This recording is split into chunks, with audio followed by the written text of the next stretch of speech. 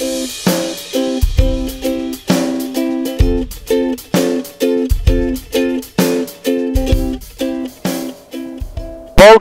everyone to Inside Gyros. Today in a new machine. Well, it's not new, it's one of the most popular models in the gyroplane side-by-side history, is the Autogyro Cavalon.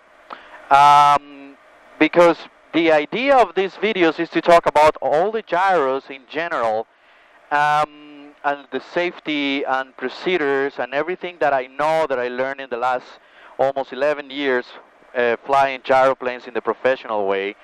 I want to share a little bit about the procedures that I understand about the Cavalon in general. It's one of the most popular gyroplanes. So, because there's too many in the air, I want to make a small special using this particular bird. It's a beautiful bird. It's a well designed. And as usual, when you make this kind of designs, you have to penalty couple things like visibility. In this case, I mean the panel, some of the space interior. It's like a sport car. They have their small inconvenience. So, join me for a takeoff, small flight, and we'll talk a little bit about the procedures and the things that I understand about this very nice bird, the Autogyro Cavalon. Alright, avionics pump, straps GPS, doors closed, secure, Rockledge traffic, gyroplane experimental, Tango Mike, taking runway 18, or westbound departure, Rockledge. So, there is some differences between the pre-rotation in every single bird. In this one, it's a pneumatic system activated electronically. So we have a valve. All right, we are aligned on the runway. We go from brake to flight. That allows the air of the pump that's going to the Bendix system. All right, and we're gonna engage the pre-rotation. We're gonna put a little bit of bends, and we're gonna engage it automatically here. There we go. All right, we get movement. Always forward. We're going to start adding some power. We're going to get our saucer in 200 RPMs. It's a really fast, really efficient pre-rotation system. There we go. We have the 200 and we go. We disengage the system, we go full back and we start adding power. It's a 914 engine and then the turbo pops in.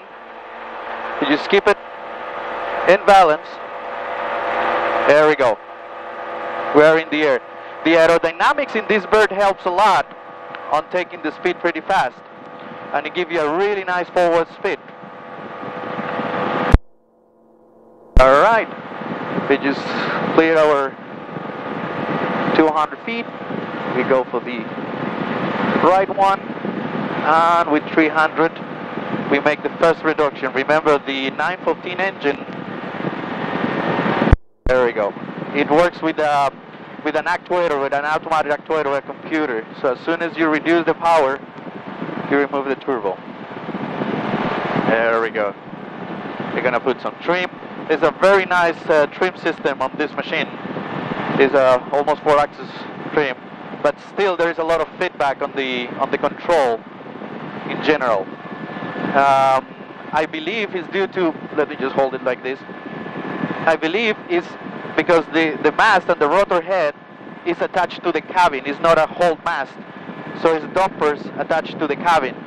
So that makes the cabin and the system really stable, but it transmits a lot of the feedback. Alright, we don't need almost a lot of power. The aerodynamics in this bird are flawless. So that means you barely need power on these machines. They go straight in the air. The panel, what we have here, let me just clear the area, do my turn. There we go.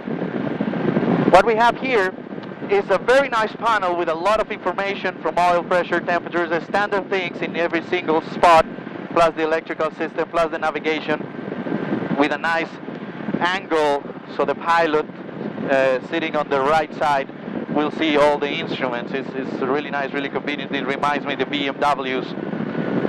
Germans know what they're doing, definitely. So what we have here is, unfortunately, is a lot of block on the visual, on the front visual. When you take off, you lose your visibility in case of emergency. You can't take, so you have to relate on the sides. Additionally, this area here, it blocks a tiny bit. I'm pretty small, so that means I have to go around if I want to make a 45 degrees turn.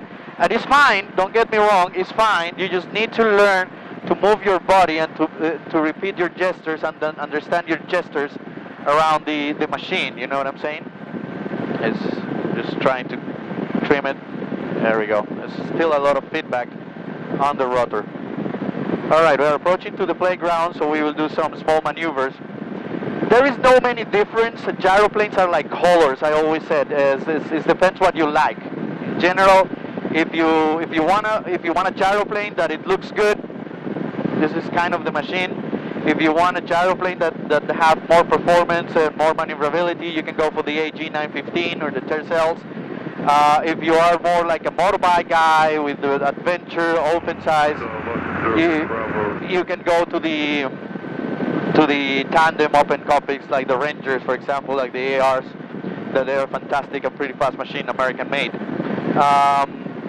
In general, they are all the same. The takeoff procedure, the pre-rotation procedure, the gestures when you go back on the control, etc.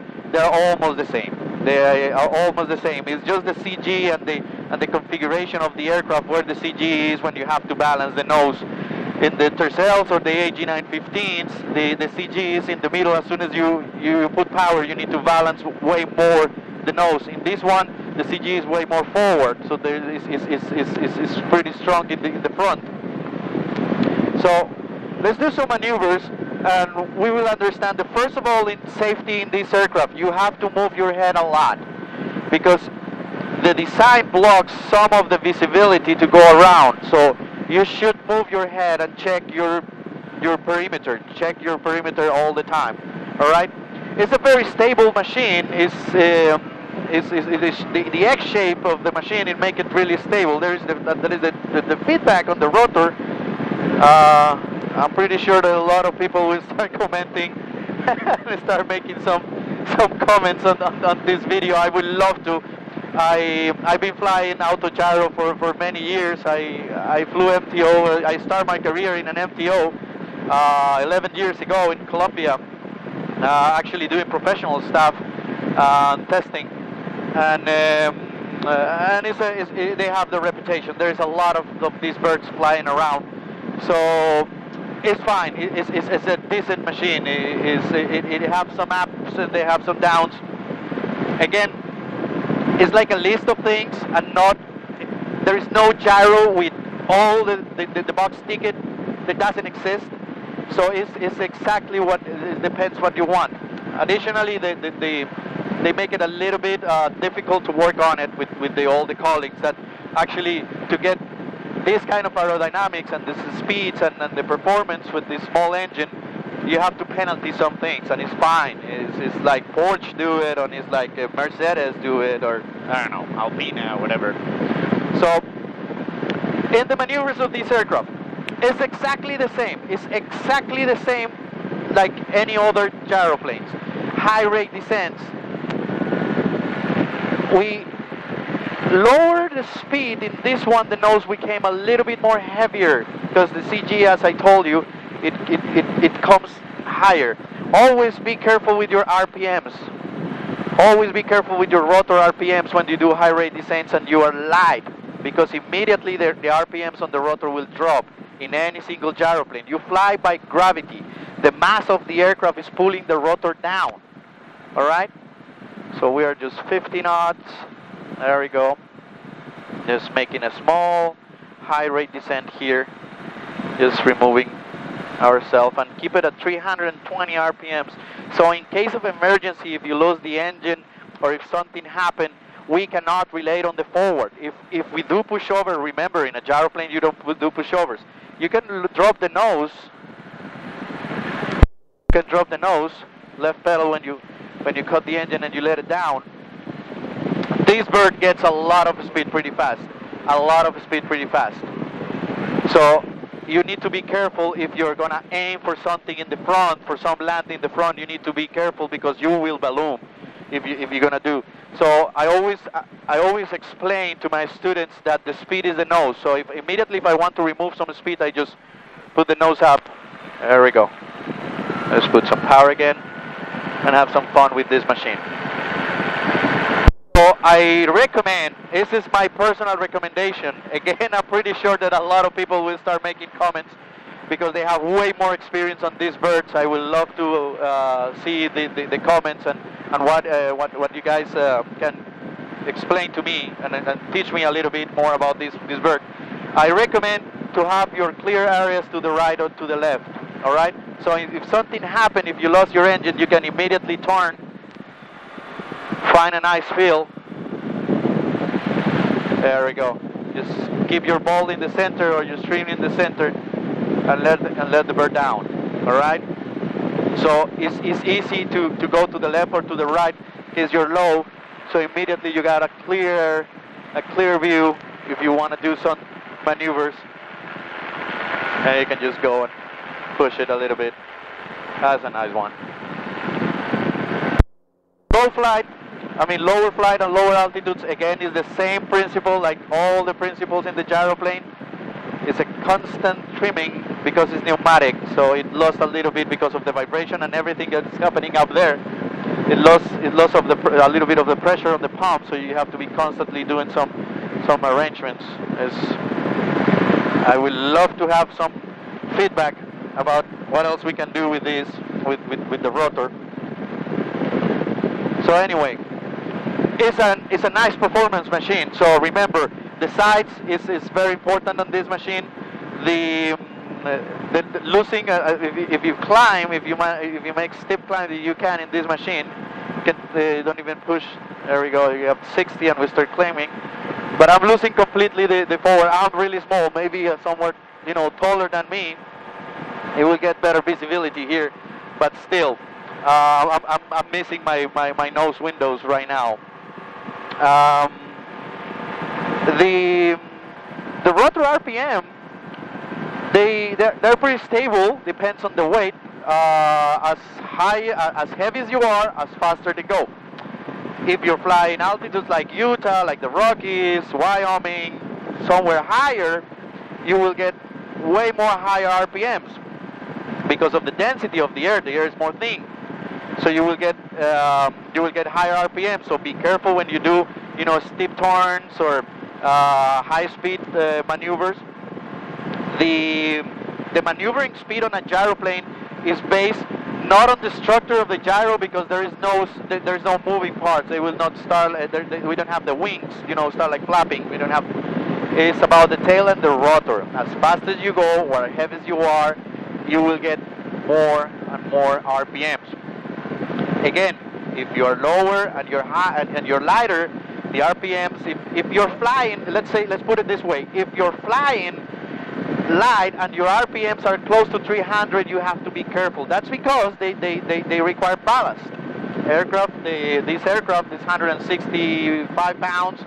The Tercels and the AG915, there's almost the same with the ballast. We require a little bit more ballast in the AGs, in the AG915. Why? Because we're wider, so the CG move way more wider.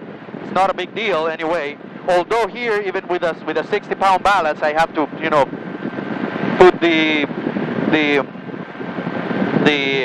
stick, countermeasure the stick a little bit to the left. What else I can tell you? There is a push-pull system in this one. Some people like it, some people don't like it. It's fine. It's supposed to reduce the feedback, but well, still a lot of feedback in this one. Let's make a 180 maneuver in this one. We cleared the area. Remember, we have to move around. There we go. Let's make a 180 maneuver. We just hold it. There we go. 400 RPMs on the rotor, and she goes by herself. It's a really good machine. So, if you have, if you're willing to buy one of these machines, if you own one of these machines and want more training, I want to invite you to Rockledge, to Airgyro's headquarters right now in Florida.